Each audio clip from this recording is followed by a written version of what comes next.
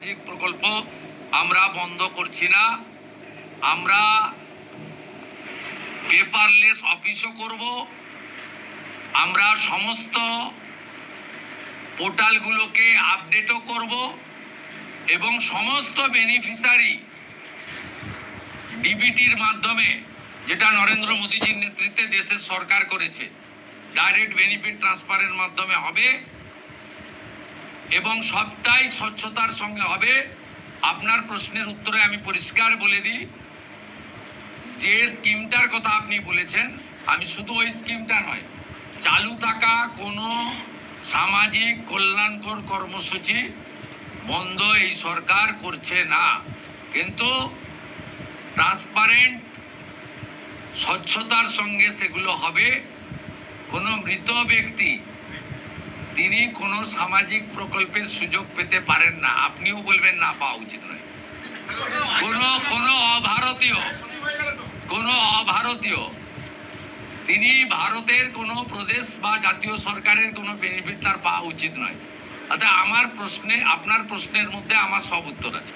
প্রাতিষ্ঠানিক দুর্নীতি, মহিলা নির্যাতন, পে কমিশন, এরিয়ার ডিএ, এগুলো নিয়ে নেক্সট ক্যাবিনেটে গুরুত্ব সহকারে আমরা ক্যাবিনেটে আনবো। নেক্সট মানডে হবে। আমাদের কিছু পেপার ওয়ার্কের প্রয়োজন আছে।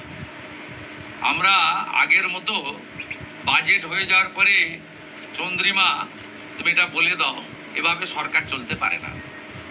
সরকার চলে তথ্যের উপরে, সরকার চলে নিয়মের উপরে এবং সরকারি সিদ্ধান্ত হয় সংবিধানের কতগুলো বিষয়ের উপরে। তাই এই গভর্নমেন্ট আমিত্বে বিশ্বাস করে না, আমরা নীতিতে চলবে এবং রুলস, অ্যাক্টস, সংবিধান, একে প্রায়োরিটি দিয়েই আমরা কাজ করব।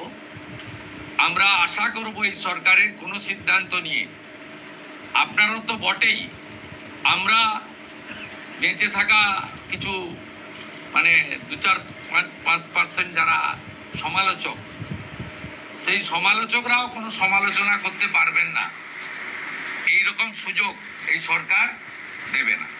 ভরসা রাখবেন। আমাদের দেশের সুরক্ষার প্রশ্ন, পশ্চিমবঙ্গের সুরক্ষার প্রশ্ন এবং যেভাবে জনবিন্যাস বদলে গেছে, আমরা প্রথম দিনই আমরা কেন্দ্রীয় স্বরাষ্ট্র দপ্তর তথা বিএসএফ এর সীমান্ত সুরক্ষিত করার জন্য জমি ট্রান্সফার প্রক্রিয়া আমরা আজকে অনুমোদন দিলাম এবং আজ থেকেই ল্যান্ড ট্রান্সফার প্রক্রিয়া শুরু হবে। ভূমি ও রাজস্ব সচিব তাকে এবং মুখ্য সচিবকে দায়িত্ব দেওয়া হলো জমি হস্তান্তর সম্পূর্ণ করতে হবে।